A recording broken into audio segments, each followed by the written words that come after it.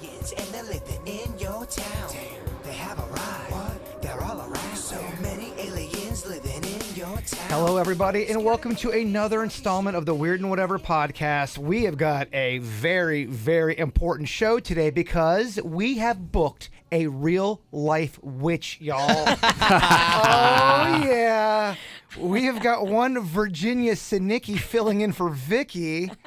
We're going a little early here today for the Weird and Whatever podcast. Virginia, how are you? I'm great. I'm feeling witchy wonderful. Virginia's got a lot of weird topics she brought in for us today. I was curious when you said she was going to be on the show today. Is she a skeptic? Where does she fall in? And Well, so here's the weird thing about Virginia. I know in my heart Virginia believes in a lot of the weird shit that I believe in, but she likes to give me a hard time on the KVJ show. I know she believes in psychics, correct?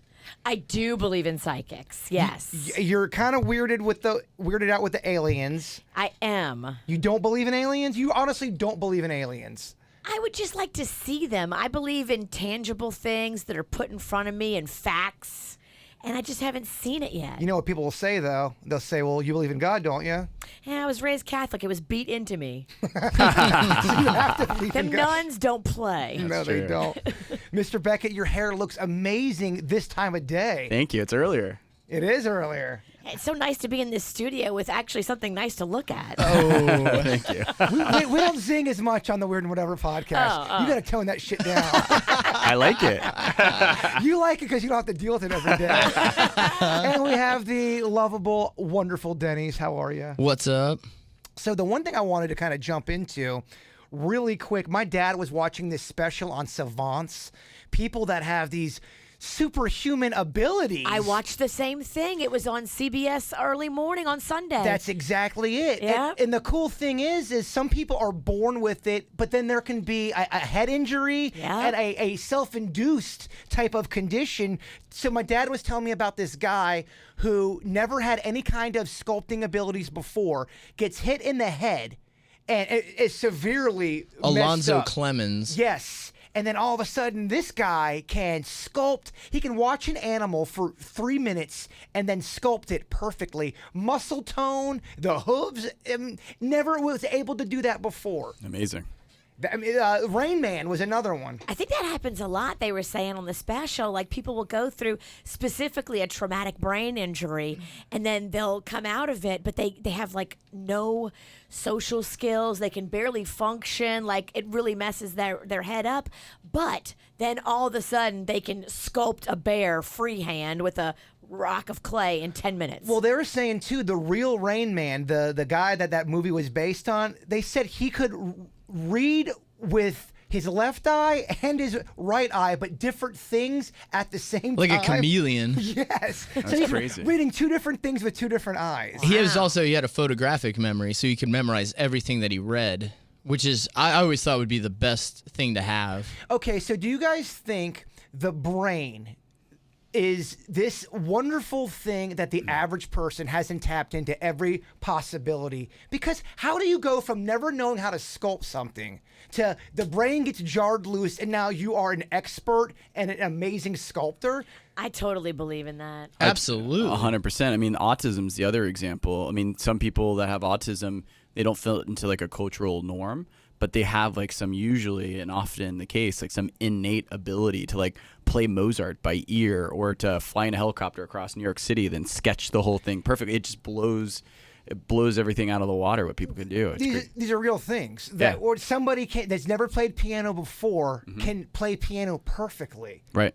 That shows you the brain's capable of all kinds of shit. So it's hard to think about. Yeah, the brain is capable of tons of stuff. But what's weird about it is it usually results from in either some sort of developmental through birth or something like suffering a head trauma later in life, which leads you to think either something didn't develop fully in your brain or something overdeveloped. When you're being born, there's millions of things that could happen inside your brain as you're developing as a kid, depending on what you were exposed to or what your parents did when they were having you. There's so many factors that could play to where if you took damage on the right side of your brain, you might actually become more logical about numbers. Math might make more sense to you. If you think about music, music is predominantly math. So if you took damage to the right side of your head, you might be able to, your brain might counteract that by helping your analytical side. And same vice versa, like somebody who's able to sculpt. Maybe before they couldn't spatially visualize that image, and now that they have the...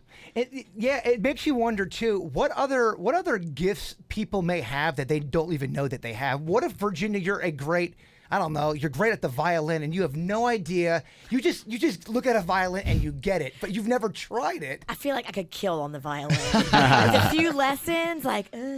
Yeah, I don't think you would. I could kill. But I mean, stuff like that. Becky, you could be, who knows what you could be. You could be a guy that loves to multiply the 13th and 14th numbers of, I don't know, calculators. I could have a cooler power than that.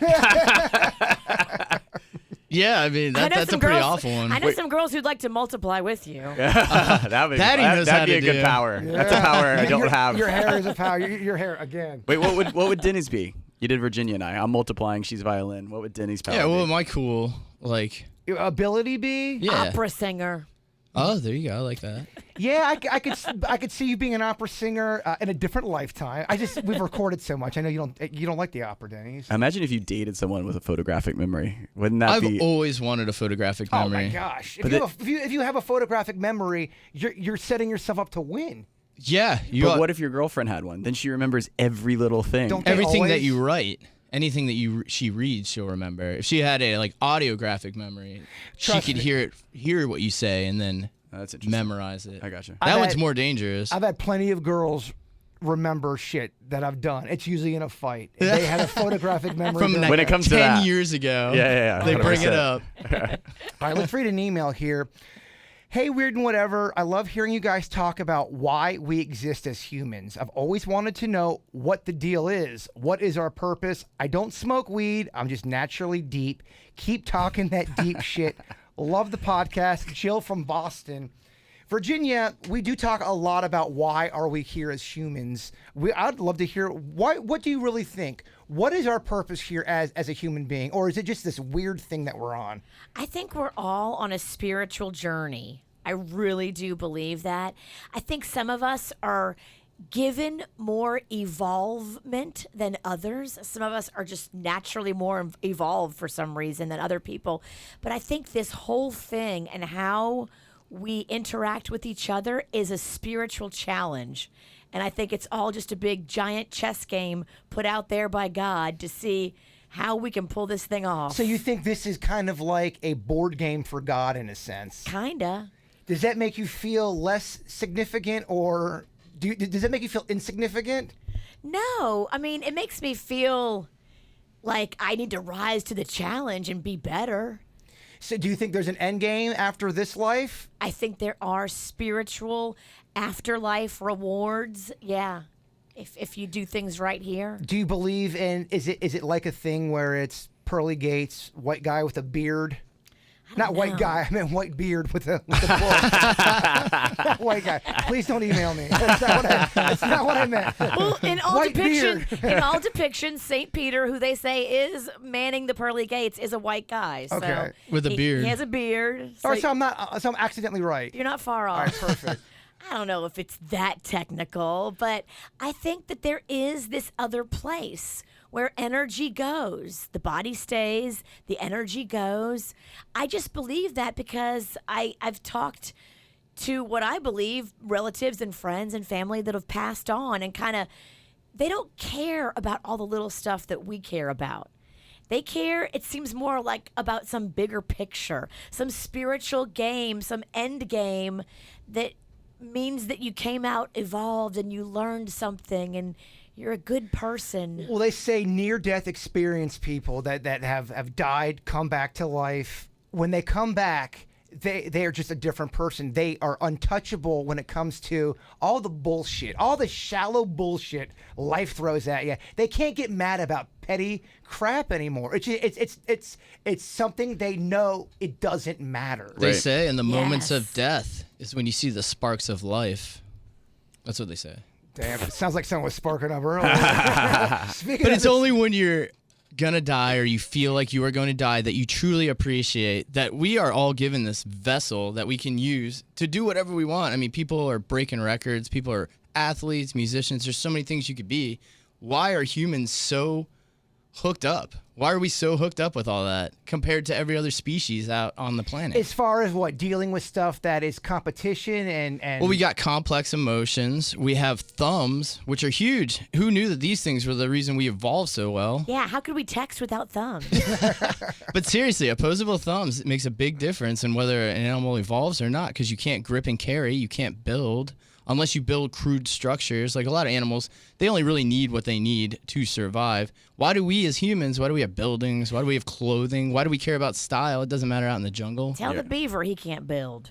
Yeah, well, he builds one designed type of bridge, and he's doing it to stop water from. It's actually not good for the rivers. But you're right, though. I mean, wearing logos and Yeah, why does and this good matter? Clothing. Yeah. Beckett, I mean, you look like a model. But if you're in the jungle, it wouldn't matter. Well, because survival is no longer important for us. We're going to survive. I mean, at least in Western civilization, you're relatively unharmed if you go outside unless something bad happens. But Your problems are always your perspective. absolutely. We always tend to overcomplicate things. Like, I agree with what Virginia said. It's like how we interact with each other, but I would even maybe take it a step further. It's how we interact with everything, the earth, the planet, the animals, all of that stuff. And there's been so many, like the white rhino was just extinct, I saw the other day. Oh, damn. And we're having such a problem with our biodiversity, and we're coming up on 8 billion people, quickly probably 10 billion, and it's almost like a conflict between humans and the rest of the world in terms of like Mother Nature, and it's sad. And I also feel like sometimes when it comes to humans, we shoot ourselves in the foot. We're constantly Totally. emotional beings. Think about all the times you've had to sit down and talk about your feelings, which is important, but you can overdo it. When you are just spending your entire day, you hurt my feelings, what the shit, and the next day, you hurt my feelings, you're not going to get shit done. Yeah. As a species, you're going to start to fall behind. Am I off on that? No, you're right. I think that people have a propensity to under-communicate than over-communicate, but you can certainly over-communicate, because then it becomes like the little boy that you kind of dilute your message if you're always whining, always complaining, always telling what you're feeling. So there's, of course, a balance, but I think as a rule, in my experience, whether in business, relationships, friendships, everything, like people tend to under-communicate than over-communication is usually less of a problem. I think people are uncomfortable to communicate with people. I do. I think because a lot of times when you have to communicate, you have to deal with a situation that you don't want to deal with. And people just sometimes want to walk away from that. That's totally true. And being proactive, it is usually way more difficult. But it's always, being reactive is always way more expensive in business and relationships, whatever. But so to be proactive is a challenge for sure. It's tougher. I think it's because the way we're taught in schools over here, you're more or less taught to fit into the standard way of life. Like, so if you don't fall in or you deviate from societal norms, people will put you into different categories. But as a bulk, there's a majority of people who just pass through the system. They go and have jobs, and all those jobs turn the machine that is America. And we need that structure. But then also on the fringes, you have your free thinkers and a lot of people, like you said, the savants and stuff, who in the past were often outcast or put into not asylums, but like mental health facilities for that. And you don't realize that there is a lot of creativity there. And like you guys were saying earlier, if you never played violin ever in your life, who knows if you were good at it? You might be able to pick that up super easy. You've just never been exposed to it. That's what's weird, and that's what I think can mess with someone's life at the end of their life. What if they lived a life that wasn't on purpose? They were doing something their entire life that was against their heart, against their soul, and they're on their deathbed and go, shit, I did this wrong. I think a lot of people do that. I do. I think a lot of people do. Yeah. Well, I'm saying just to fit into society, you don't necessarily have to conform that much. You can take, chances and do things. The weird thing about, and I don't want to get too much into this, but deep, dog. In the world of dating here in America, you're supposed to go on a date, go on a second date, and a third date usually is like the hookup date, and then you start dating. Those other ones are just kind of to feel out the waters. You should have way more than 3 chances to feel out the waters before you start dating a person. Oh my God. But if you don't, society looks at you as either you're slutty or you're a player. So in those two senses, everybody's doing what they want, but it's not necessarily what they should. I think you could trick somebody for at least 3 years. I think you could live with somebody and still trick them. I don't think you know somebody till at least 5 years. I honestly believe that. Thoughts, Virginia? Sanicki over there acting all quiet. I think 5 years is a long time. Well, to I fake have commitment issues, so that's. 5 years should be long enough for you to see if they are. I agree. You know everything in 5 years. I think as soon as you start living with somebody, you really start to see what they're about. Totally, but I think you could fake it for a little bit. I'm with Danny. You start getting lazy, like a serial killer. Yeah. I think somebody that wants to fake it, that does not want to be had, with whatever the situation is, whether they are a big time pooper or if they're a serial killer, if they want to hide that, they can totally hide that for a while. I think you can. Every now and then you'll hit a slip up. You'll slip up, and that's when you get caught, but you can't hide that for a minute. Here's what you watch for. It's not how she acts when things are great. It's how she acts when things go a little bit bad. That's with Absolutely. anybody. That is how you pick your partner and how they are going to live their life and how your life is going to be. I think that's a good way of how just that's a good template for anybody on any situation. Everyone is awesome when things are going great. How do they react when shit goes down? And I had that conversation with my friends. You don't really know someone until you go through a breakup with that person. And if there was some That's way... Jason's motto. Right? I'm just trying to get to know them all. Get out of here. But when you That's break a up good with someone, point. you really kind of see, like, do they fight dirty? Like, what kind of person are they? And It's the same with a divorce, if they get malicious or not. right? Exactly. So if there was some kind of, like, external pressure or, like, maybe not a breakup per se, but, like, a tough situation that you guys could go through together. Drama. That wasn't, like, too tough, but, like, you could really see the character of the other person. So I think you can see that the drama in the relationship. I think when you start talking about breaking up, because I think there's situations where you need to get the hell out of that situation and say, we got to break up, and then out of sight, out of mind. Tied off. Because you are, at that point, you might be leading them on. And I find that when you break up with somebody, at least for me, if you are always there and always available, breaking up, you're not breaking up. No one's got a chance to heal, or no one's got a chance to see what they can do without the other. I agree. You need a cooling off period, but I also think that if two people have seen each other naked, you guys should at least be some kind of cordial friendship,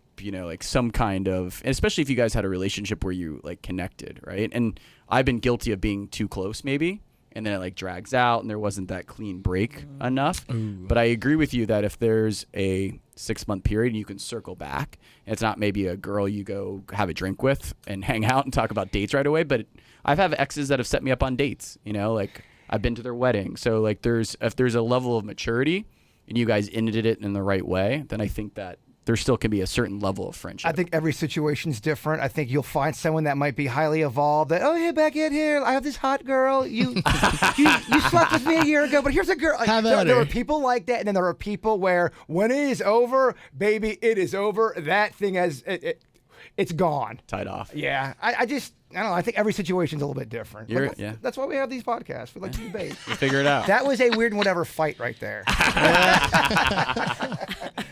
Virginia, I'm very curious to hear. You said you've got weird Magnolia drama.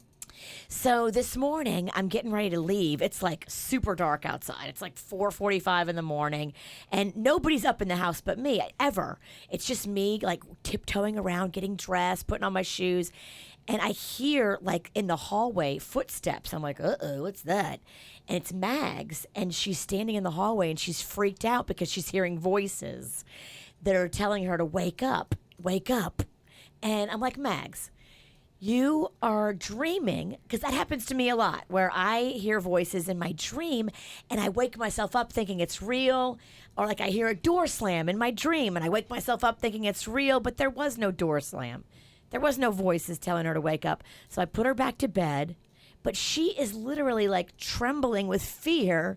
And now Jason's in my head because he thinks I still have ghosts. Well, you do. And that is not, that's not a joke. And I don't joke about that stuff on the Weird and Whatever podcast. You've got an energy at your house. You can think I'm kidding with you, and that is fine. That's even better if you think I am. So you got ghosts, y'all. When I was putting her back into bed and trying to, rub her back and tell her it's okay and it's just a dream she was having, all of a sudden I smelled something weird in her room. And I'm like, isn't that one of the things they say about It is. Ghosts? You'll smell something? What was the scent? It smelled like old people. Yeah, you got an old ass ghost plural in your place. Damn it, Jason. I know.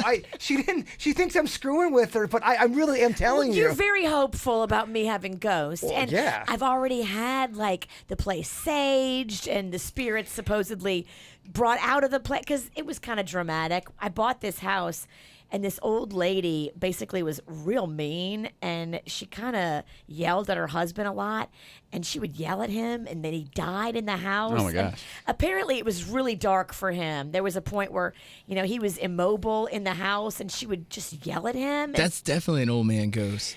Just so you know, you can sage a place and it can give temporary relief of any kind of spirit activity, and they can kick right back up. A saging isn't just this whole thing that they all go away. I gotta do like a weekly sage. Well, it may be something to Sage look is at. not cheap. It's You know- supposed to ward off. Yeah, and some people don't believe in sage. Some people say if you do it the wrong way, you actually can kick up activity. So you just got to make sure you're doing it the right way. I know you have a person, and I know you believe in them, and that's good. Well, here's my proposition for you. We've talked about doing this for a while. What if we get all of our mediums together in one space? And fight. My house. No, I want it to be because, my guy, his name is Jeff, he has never been read by another medium. We should have Vicky. By the way, Vicky is not here today. She's out of town. In case you didn't notice. Yeah, that is not Vicky. Yeah, Vicky's out of town. She will be back next week. Vicky, Okay. we love you. We miss you. Virginia's not taking over for you. No. But I just want to let the audience know that I did not address that. It was really natural. Yeah. Would she be a part of that? Where we have Oh, yeah. Vicky, and then my guy Jeff, and then there's another guy. My mother-in-law's got a guy that she swears by that has predicted and helped her with a lot of stuff. I'd like to get all three of them together and kind of just watch them feed off of each other and listen to them interact. And together, can they maybe get this ghost out of my house? You want to call it Psychic Fest 2018? I love it. We can. Psychopalooza? I Oh, love it. Psychopalooza. What do you guys think would be more interesting? Them all at the same time, or like each to different day, and see what they come up with? That's a great. That's a great idea. I don't want to make them feel like we are setting them Testing up them. to fail, Right. Because that would be more entertaining, and that would be awesome. But I think testing is something you do to people you don't believe in. Like, Totally. You guys believe in Vicky. I believe in Jeff. My mother-in-law believes in her guy. Like, I wouldn't feel comfortable testing these people. I was just kidding. And the thing about psychics, too, is whether they're real or not, nobody can say for sure. But if you go to one, you have a great experience, and it checks out, hold on to that. We're all looking for hope. A lot of them, too, are feelings they get. Yeah. We are all looking for hope. Hold on to it. Nothing, we don't know what's absolute out there. I do believe in psychics. I do believe that there's some shitty ones out there. I do believe there's Absolutely. liars. Well, that's what it is. People trying to Yeah. exploit. Yeah. Yeah, well, I think we're talking about the savant thing with the whole, what if you are a spiritual savant where you're able to, that's your gift, and you see that world. If you don't have that, you can't play piano, you can't play the violin like a savant can. Maybe you can't do psychic shit like a savant. Totally. Absolutely. You were talking about like empaths, right? Yes. So what if somebody had just extraordinary empathic abilities where they can feel the other people's emotions? Well, it's kind of like a Tony Robbins. Like, one of the reasons he's been so successful is like, man, he can go in a room of like 5,000 people, hone in on some girl. She's like, oh, like I'd like to lose some weight. Like, well, what's your relationship with your father? And then like it goes down and she's in tears in like 2 minutes and like has like really siloed down to like the real issue. And you're like, oh my God, how does like he pick up on that? He is a great orator, and there is something to be said about somebody that can stand up by themselves, command a room of 100 to 1,000 people, and have them just eating out of their hands. Inspiration. If somebody can stand up and inspire you, it's literally the greatest thing that can happen. You're completely right. Inspiring or inspiration, whatever you want to call it, to me, that is such. That's a power. That's a power, and we have such a lack of that. I feel like as humans, people that want to feel inspired. That is something that doesn't happen every day, and to me, that can really move a mountain. I think a person could live their whole life without ever being inspired by Totally. anything. Damn. It's important to remind ourselves why mediums are called mediums, because they're a medium between the other side or the other life or the spirits, and like so medium is a way to communicate. Radio is a form of a medium, right? It's a way to communicate. So being an orator is a way to communicate, which is also a double-edged sword, because there's been some leaders in history, Hitler and so on and so forth, they're great orators. And so it's a weapon that can be used for good, but it's also a weapon that could be used for occult. It's or a evil. powerful, It's a powerful tool. It's so 100%. powerful that it could be used for good or evil. Yeah. The other thing too is kind of with the whole inspiration thing, motivation. I think people that are able to motivate other people, that's a form of inspiring. Yeah. That does not come around a lot. Yeah. People want to be motivated. If you're able to do that for other people, people look up to you. I think that's all anyone's looking for is motivation. Otherwise, if you're constantly getting dogged on, you're going to lose that spark, that hope, that dream. You never know. I think we talked a little bit about it on the KVJ show. You never know when that one kind, positive, uplifting comment, when or what that's going to do for somebody who's really down and out. Yeah. Same on the flip side. With that bad comment you say to somebody when you bump into them, you don't know what that effect pushes has them on over that the day. edge. Watch your way, fat ass. Watch Yeah. that. If you could follow that guy just for the rest of the day to see how that comment affected him, or a positive one, you give somebody, you're like, hey, nice hat or something. And they're like, oh, thanks, and they're so pumped about it.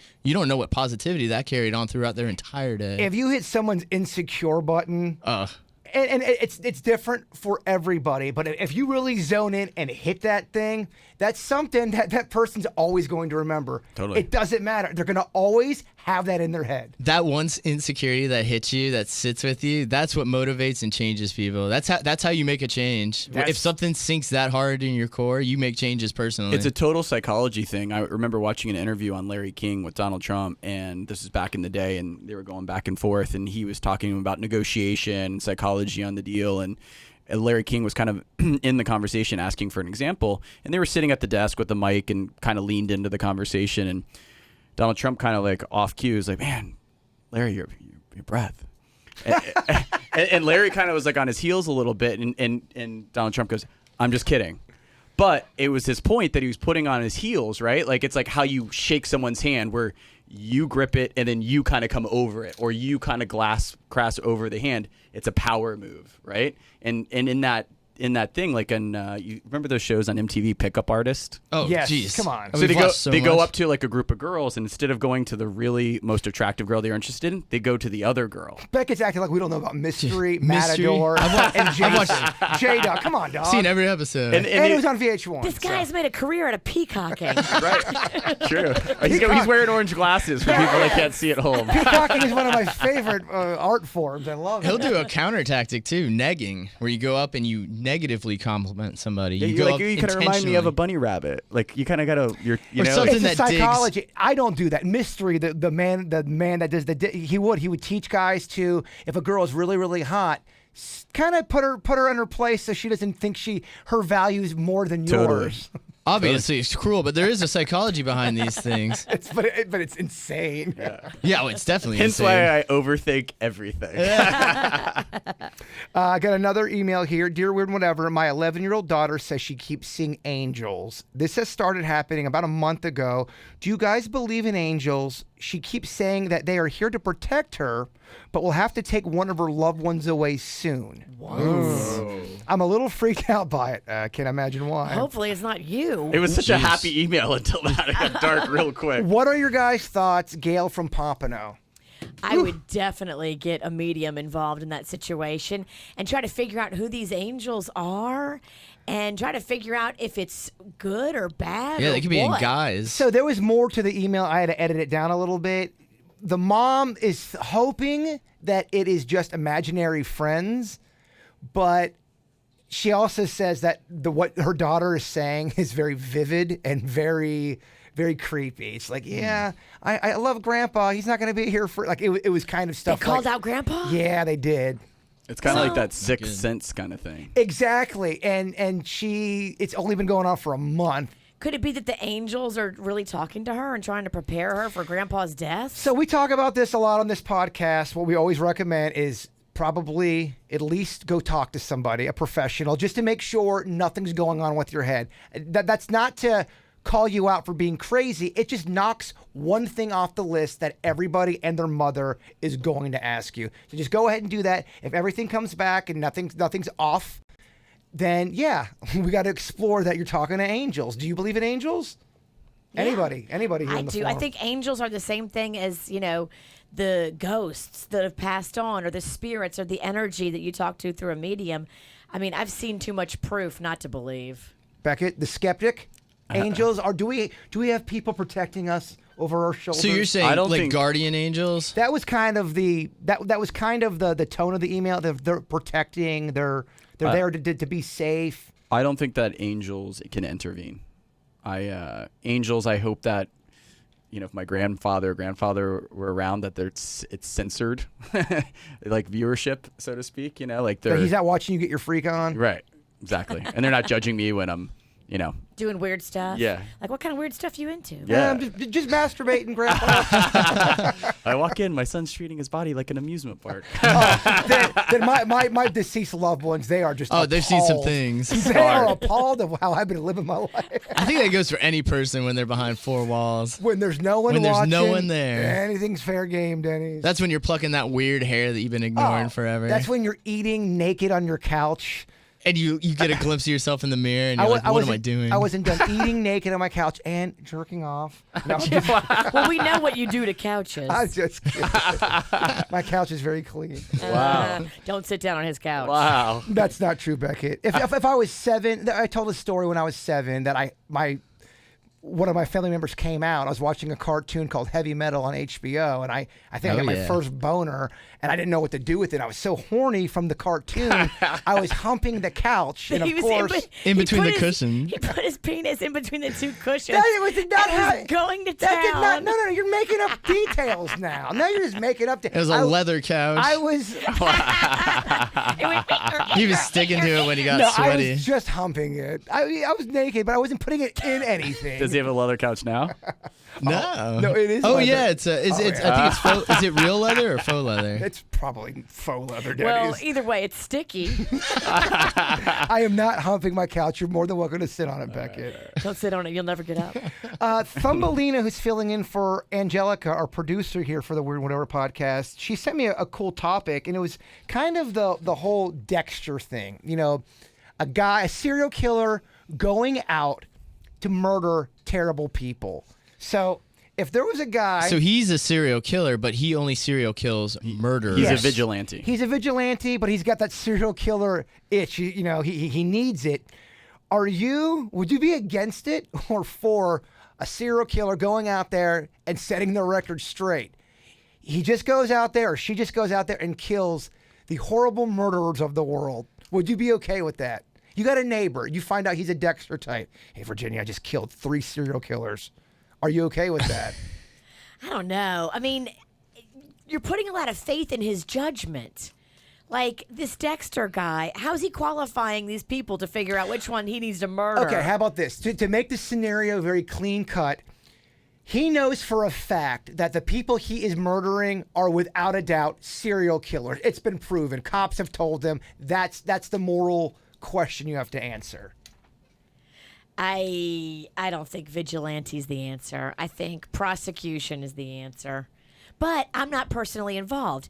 You kill somebody in my family, vigilante is going to be very much a part of your end of your life. Okay. It'll be like Taken. Okay, Yeah. how about this? Pretty much. There's a guy living on your street, and he got off on just this bogus charge, and everyone knows for a fact he murdered 3 innocent people.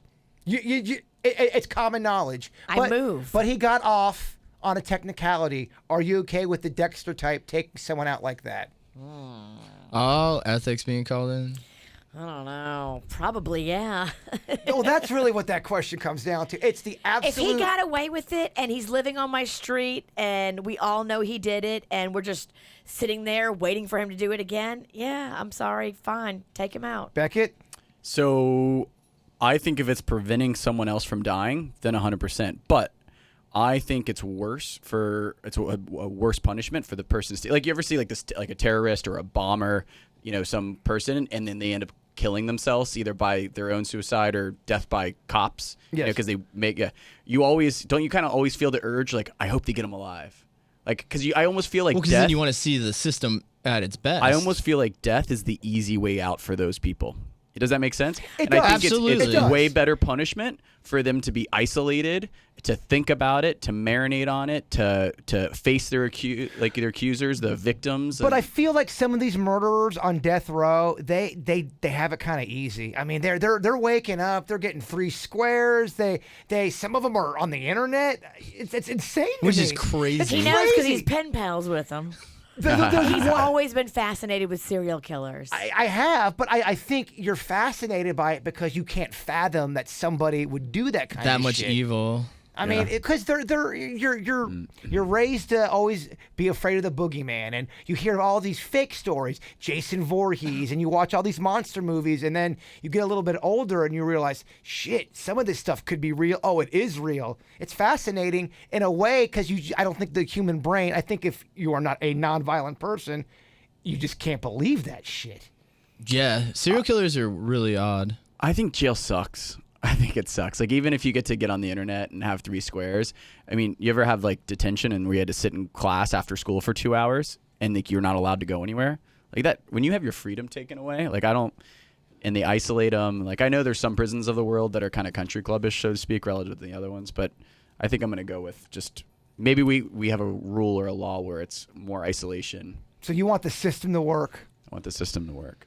So, I mean, that's what if you go by just the rules, the system, you would want the system to work. Because, I mean, even if you go by religion, they say that it's not in a person's hands to take another person's life for a crime. Let him be judged by God. Yeah, it's weird. It's a weird thing that I try to reconcile in my head. A lot of my friends or people that I know or on TV I see argue, a lot of pro-life people that use an argument about the God argument are also a lot of the capital punishment people for it.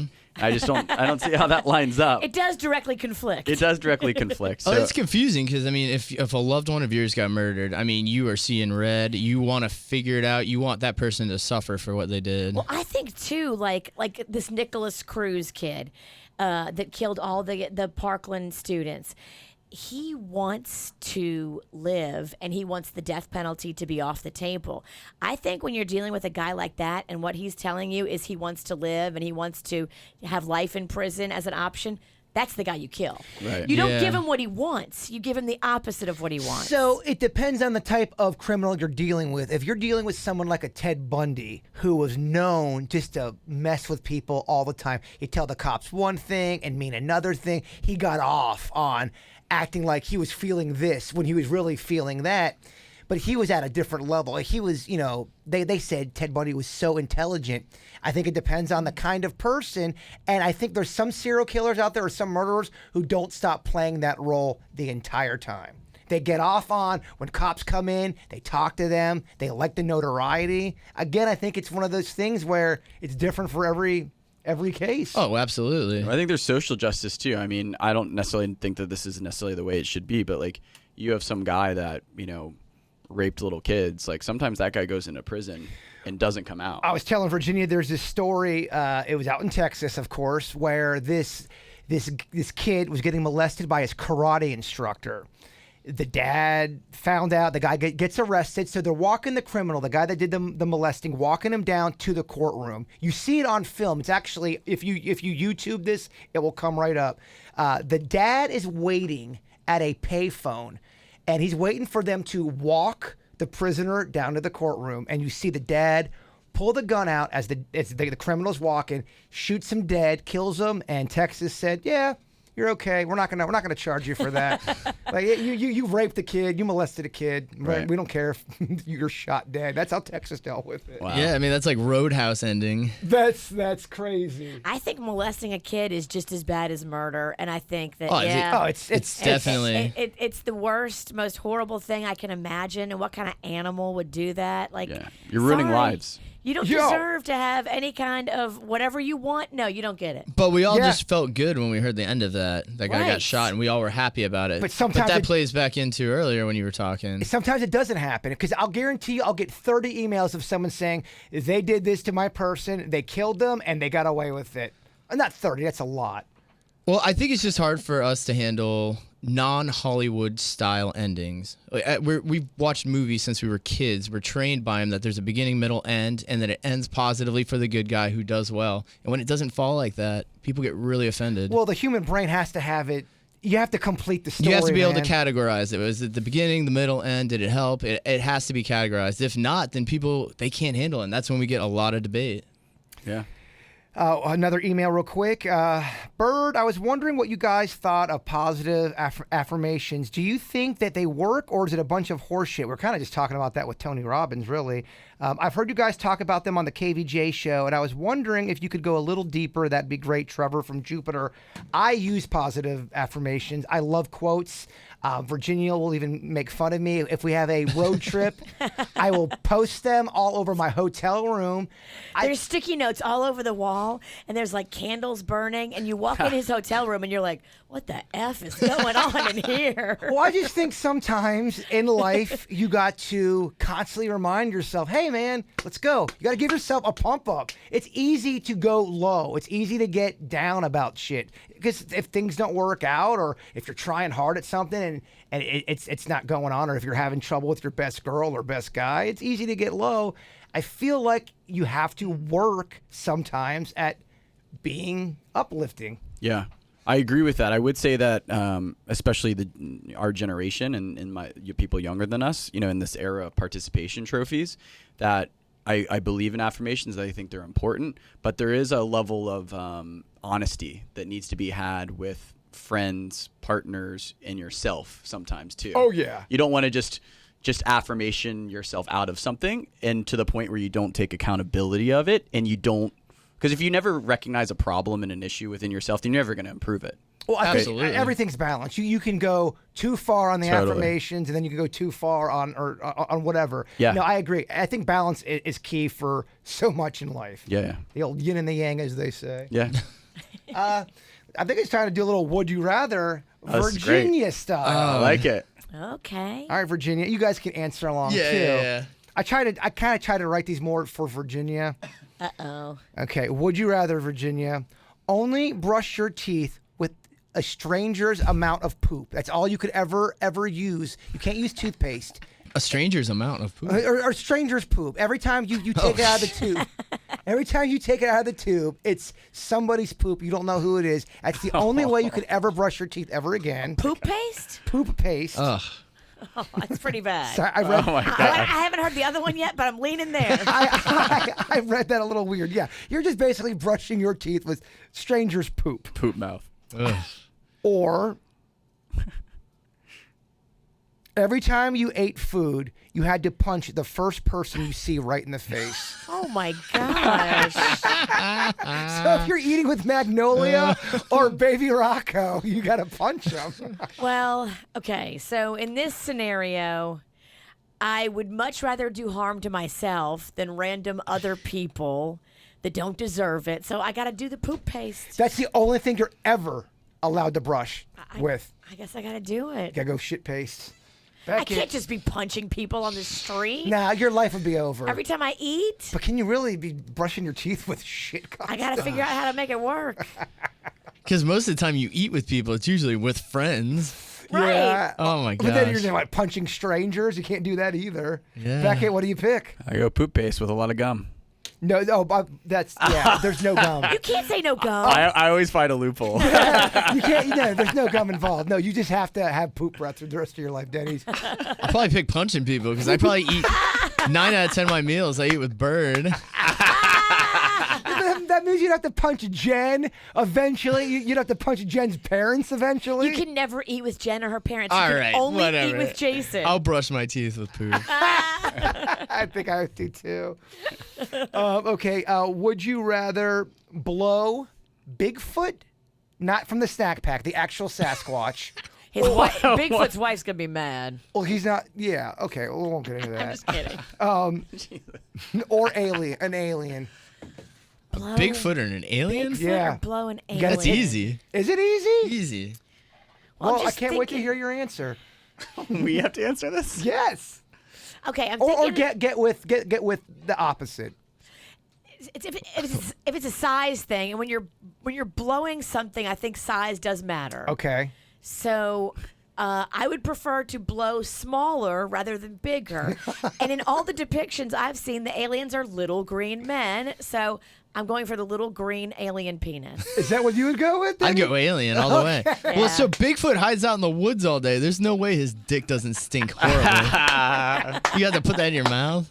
And it's going to be big because look at his hands. Yeah, no, it's gonna be. The big doesn't. It's going to be unbelievable. All right, Becky. you Aliens, I imagine, are clean. How they talked me into the alien? Okay, alien. I'm gonna go. But with it's Big- E.T. I gotta go with Bigfoot just because I love it. I'm too in it. You love Bigfoot, and you do it for pleasure. You're right. Oh my god. Well, Becky, it's Bigfoot. What if the alien's E.T.? Would you still blow him? He's like, good, yes. Yeah, of course. You've been aggressive with the would you rather say. I like it. Well, because I knew I had Virginia. she's a little bit harder than Vicky. Vicky's got a softer side to her. Yeah, Vicky will be here back next week. I'm going to go ahead and wrap it up because I know Kevin's got a sports show coming up. Oh, yeah. Anybody have anything to plug? Anything else you guys want to talk about real quick? No, I'm good. We're good. Thank you, Virginia, for being a part of it. I hope you had fun. I Thank you, did. Virginia. I just want to facilitate this medium meeting of the minds. Oh, did you have another thing you wanted to talk about with your psychic real quick? Or did you want to save that? I'll save it. I don't want to end on a really messed up note. I mean, he knows about a murder. It's really the details. You heard the details. I heard like a little bit of it. Could you do it? Could you give us the synopsis in 30 seconds? Yes. All right. So my psychic medium lives here in West Palm on the street where that murder happened the other day where the daughter killed the mother. And my psychic medium, Jeff, has always felt weird about the daughter. The daughter's always been squirrely. Well, the daughter, turns out just freaked out, killed her mom, then cut her mom's eyeballs out Oh my God. with glass. And Jeff, my friend, who's the medium, has been feeling the mother's energy ever since it happened, and just she's tortured. She feels so awful, and it's just hanging in their neighborhood like a funk that he can't get away from. Wow. Wow. So there's that heavy token to take with you. Jeez. All right, so Have a nice day, everybody. you want to wrap this up, Bird? I just feel like you should call someone you love and tell them that you love them. I'm trying to end this on a more positive note. Do some And affirmations. maybe based on what we were saying earlier, just give one person a compliment a day. Yeah, give somebody a high five today. Give Yeah. someone a high five. Or I really do mean, if you have someone in your phone that you haven't called in a long time, like a friend, Do call it. them up real quick. I did that the other day. It actually made me feel very peaceful. Yeah. It did. So go ahead and try it. Okay, guys, we love you all. And remember, Bigfoot is real. What was that? What? What's that sound? It's aliens and they're living in your town.